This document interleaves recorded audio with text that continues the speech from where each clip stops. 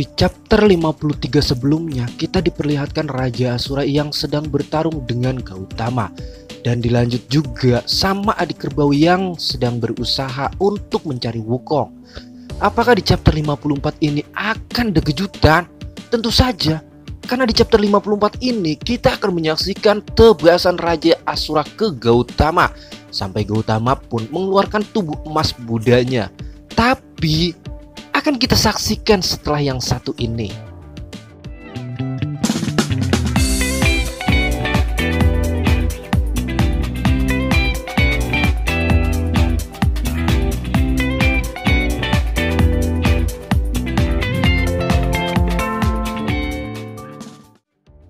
Oke guys, sebelumnya saya sangat berterima kasih banget sama kalian karena kalian sudah mau mengunjungi channel ini. Dan juga terima kasih buat kalian yang sudah mau support channel ini untuk menuju 1000 subscriber. So, langsung aja kita mulai ceritanya. Scene pun diawali dengan tebasan dari sang Raja Asura. Wah, kayaknya ini akan menjadi video yang durasinya lumayan panjang nih. Karena ini detail banget dan naskahnya sampai ada 4 halaman. Oh ya, kalian masih ingat kan di episode 53 kemarin saat Raja Asura mengeluarkan jurusnya yaitu Asura is Demonic Sword. Itu mengenai Gautama dan di sini kita langsung lanjut aja ya. Gautama di sini terkena tebasan pedang iblis Raja Asura. Para kesatria yang menyaksikan itu pun terlihat biasa aja dan berkata, "Dewa Langit berani membuat masalah di sini. Raja pasti akan memotongnya menjadi beberapa bagian." Tapi Ketua Uji mengatakan belum. Dia belum menggunakan kekuatan penuhnya, seluruh kekuatan tubuh dan jiwanya. Gautama pun di sini mengatakan satu serangan saja membawa 1000 pedang, tidak akan memberikan kesempatan musuh untuk hidup. Serangan ini jauh lebih kuat dari yang dulu. Dan di sini Gautama pun langsung menggunakan tubuh emasnya untuk bertahan. Namun Raja Asura mengatakan, "Datanglah. Perlindungan tubuh emasmu itu tidak akan bertahan lama. Apakah kau akan tetap bertahan? Ayo, gunakanlah kekuatanmu seperti dulu. Aku tidak akan melakukannya," jawab Gautama. Dan Gautama juga mengatakan, selain berkelahi dan membunuh, ada banyak hal yang penting di dunia. Tapi di hadapan Raja Asura hari ini, aku hanya bisa bertarung sekuat tenaga. Dan muncullah tubuh emas Budarulai. Kesatria Asura yang melihatnya pun dan berkata, "Wow, dia datang untuk menghancurkan kita." Gautama mengatakan, "Raja, lihatlah pilihan. Dengarkan kata-kata saya. Jika kamu membiarkan saya pergi, semuanya akan hidup dan keberhasilan kita akan datang di masa depan. Aku akan berjuang sekuatnya dan aku akan mencoba yang terbaik untuk mengubah semuanya. Apakah begitu sulit untuk memberikan putramu kesempatan untuk hidup? Kata-kataku akan disampaikan dengan pukulan ini." Dan boom, kota pun langsung hancur porak-poranda. Salah seorang kesatria Asura mengatakan, "Inikah kekuatan yang sebenarnya?" Pertarungan ini pembalasan hari itu. Dia berada di level yang sama dengan raja. Boom, boom, boom, cek cek boom, boom. Dan tubuh Buddha emas itu pun hancur. Dan Gautama pun berhasil melarikan diri. Untuk menghindari para pejuang Asura, Gautama pun terbang selama 2 jam sambil membawa Sumo putra Raja Asura. Setibanya Gautama di atas rumput, Gautama pun mengeluarkan darah saat dia batuk. Ini adalah efek saat terkena tebasan pedang iblis Raja Asura. Saat Gautama melihat kondisi Sumo, Gautama pun hendak menitipkan Sumo pada Guan Yin. Di sini terlihat Gautama sudah berada di istana surga, dan di dalam istana surga terlihat ada beberapa dewa. Kalau saya lihat dari gambar di sini ya, di sini ada Disitian, Raja Surga Barat, ada Raja Surga Timur, dan ada juga Guan Yin. Disitian mengatakan, "Tak kusangka hal seperti ini bisa terjadi." Jenderal Surga Timur menambahkan, "Dewa besar Tathagata mampu menjadi tamu di negara Asura. Ini adalah hal keanehan. Mereka itu tidak pernah sejalan dengan para dewa langit." Gautama menerangkan kalau kali ini kita harus berdamai dengan mereka, meskipun pada akhirnya akan berefek pada kita. Ini adalah kesempatan yang langka, dan ini adalah langkah penting dalam upaya mengejar perdamaian antara dunia langit dan Asura. Berdamai, ucap Jenderal Surga Barat. Orang-orang itu tidak pernah memiliki kata-kata ini di dalam hidupnya. Asura memang terkenal suka berperang. Ditambah permusuhan kita dengan mereka selama ini, sambung Jenderal Surga Timur. Disitian pun di sini ikut menjawab perkataan Gautama. Berdamai pada mereka. Pada saat itu kamu menasihatiku untuk tidak menyerang Asura. Menoleh ke belakang itu memang sebuah kesalahan. Dahulu pun dunia langit bersedia untuk gencatan senjata. Tapi bagaimana dengan Asura? Sejauh yang Anda lihat, bagaimana Anda bisa menggambarkan situasi di kerajaan tersebut saat ini? Gautama pun menjawab, Raja Gila Asura ada di langit. Dan iblis itu pun sekarang penuh dengan pasukan. Aku juga mengetahui soal itu, ucap Disitian. Asura tidak usah dipikirkan. Saya harap Kaisar mengirimkan saya ke Asura. Biarkan saya membawa niat baik dari surga untuk memperbaikinya. Tidak akan, teriak Raja Surga Barat. Dapatkah dunia langit menunjukkan kelemahan kita pada Asura? Tidak mungkin mengambil inisiatif untuk memperbaikinya. Tathagata, apakah kamu takut dengan Asura? Saya hanya berpikir tentang dunia langit, bukan tentang siapa yang mengambil inisiatif untuk berdamai, ucap Gautama. Oke, nanti kita akan bahas lagi, ucap Kaisar Disitian. Disitian juga menjelaskan perang dunia langit dengan Asura sudah terjadi sangat lama dan tidak mudah untuk menyelesaikannya. Selamat datang, kamu telah menghilang dari dunia langit selama bertahun-tahun dan kamu kembali hari ini. Saya sangat senang, sambung Kaisar Langit. Anda adalah pilar dari dunia langit dan saya harap Anda akan terus bertindak sebagai penjaga keseimbangan dan berbagi pemikiran dengan kami. Anda baru saja lari dari kerajaan Asura. Anda pasti lelah fisik dan mental. Ayo, kita istirahat dulu. Sebelum keluar dari istana, Gautama pun mengucapkan terima kasih Disitian.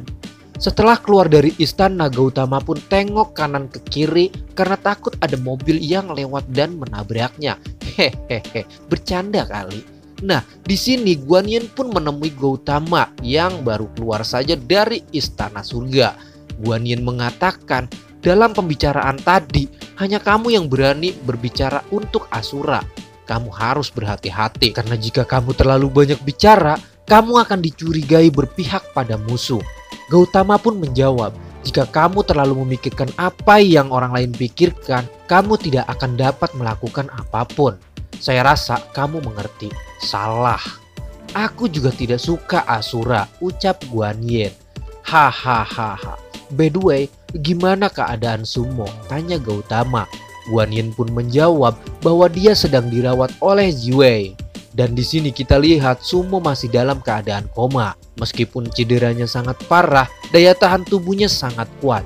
Guan Yin mengatakan, jika kamu mau pergi, saya rasa kamu harus mempertimbangkan apa konsekuensinya. Konsekuensinya. Kamu tiba-tiba datang dan mengatakan bahwa dia membawa Asura kembali ke surga. Ini adalah hal yang tidak mudah. Jika kamu ingin membuat dewa-dewa lain menyetujuinya, tidaklah mudah. Tapi aku akan membantumu. Sambil tertawa, Gautama pun mengatakan, terima kasih. Orang-orang mengatakan bahwa Dewa Loki adalah orang yang dapat diandalkan. Bersembunyi di sini seharusnya tidak akan ditemukan. Sampai kapan kamu akan memperjuangkannya? Ucap Guan Yin. Asura tidak akan pernah diterima di dunia langit. Sedangkan Sumo itu adalah putra Raja Asura. Dia pasti akan dieksekusi. Ya, setidaknya tunggu sampai dia pulih, ucap Gautama. Dan aku ingin mencoba untuk tetap di sisinya. Bukan hanya karena aku adalah gurunya. Dia adalah satu-satunya Asura yang masih bisa diajak bicara. Jika simpul permusuhan dunia langit dan Asura akan berakhir suatu hari nanti, kemungkinan solusinya datang dari dia. Kamu terlalu optimis, ucap Guan Yin. Para dewa di dunia langit sangat memusuhi Asura. Misalnya, gagasan seperti Jenderal Barat tadi, itu adalah mayoritas suara mutlak. Berdamai itu benar-benar sulit. Sangat disayangkan untuk melibatkan kejadian di masa lalu dan memendam serta menghilangkan peluang perdamaian. Yang aku takutkan adalah perang selanjutnya akan terjadi dan hasilnya tidak dapat diprediksi. Dan Shin pun di sini berpindah ke rombongan Tang Sanzang. Oh iya guys, cuma mau ngasih tahu aja ya, kalau di sini rombongan Tang Sanzang udah berada di negara siluman. Di sini kita bisa melihat Bailang yang sedang berusaha untuk menangkap burung buatan Guru Tang. Dan Bailang pun berhasil menangkap burung itu. Yeay, berhasil. Guru, aku mendapatkannya. Guru Tang pun mengatakan, selamat, kamu sekarang ada kemajuan. Dan sekarang kamu bisa maju ke tahap selanjutnya. Tahap selanjutnya, ucap Bailang yang terkejut. Ini dia. Guru Tang pun mengeluarkan burung yang levelnya lebih tinggi. Tes baru, kecepatan dan kelincahannya lebih baik dari sebelumnya. Mulailah. Di sini Wukong dan Baji menyaksikan Bailang yang sedang latihan. Baji pun mengatakan, hahaha, guru benar-benar memiliki cara untuk melatih energi serigala kecil. Serigala kecil yang sangat aktif. Kalau aku sih lebih baik tidur. Wukong pun mengatakan, tidak boleh tidur, bekerja sambil melemparkan kayu besar. Kita mulai. Apa yang harus kulakukan? Ucap Baji. Kita potong-potong kayu ini, jawab Sun Wukong. Mengapa babi tua harus melakukan pekerjaan seperti ini sedangkan mereka tidur? Jangan mengeluh, sahut Wukong. Benar saja, ternyata yang lain sedang asik tidur. Dan di sini Xiao Yu pun bermimpi. Jadi kita langsung masuk ke dalam mimpinya Xiao Yu aja ya. Apakah aku sedang bermimpi? Sepertinya sesuatu yang baik akan terjadi. Xiao Yu, sudah lama sekali sejak terakhir aku melihatmu. Dan ternyata itu adalah kakaknya Xiao Yu. Xiao Yu pun mengatakan, aku merindukanmu. Mengapa kau mati? Apa kau baik-baik saja? Ucap kakak Xiao Yu. Sangat baik. Aku berjalan melalui dunia siluman dan aku mendapatkan banyak bantuan dari banyak teman baru. Mereka sangat luar biasa, membuat perjalanan ini penuh dengan harapan. Tidak Xiao Yu, ucap kakak Xiao Yu. Harapan itu hanyalah sebuah ilusi. Aku datang menemuimu hanya untuk mengatakan yang sebenarnya.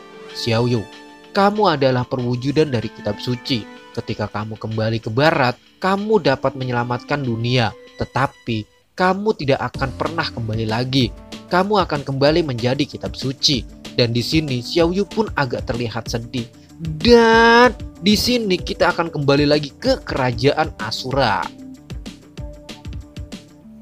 Di sini terlihat Raohu atau si Raja Asura yang sedang santai, ngopi dan sambil memakan pisang goreng. Di tangannya pun terlihat seperti ada rokok Jisamsu. Hehehe, bisa aja lu mang.